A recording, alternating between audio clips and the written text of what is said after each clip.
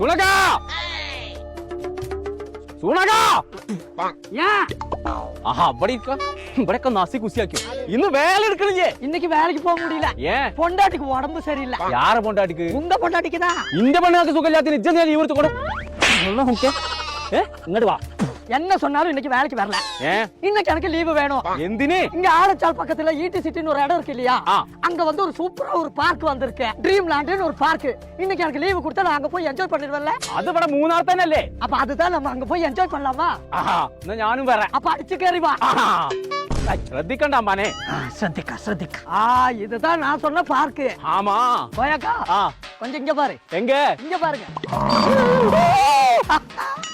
அதுக்கு உயிர் இல்லை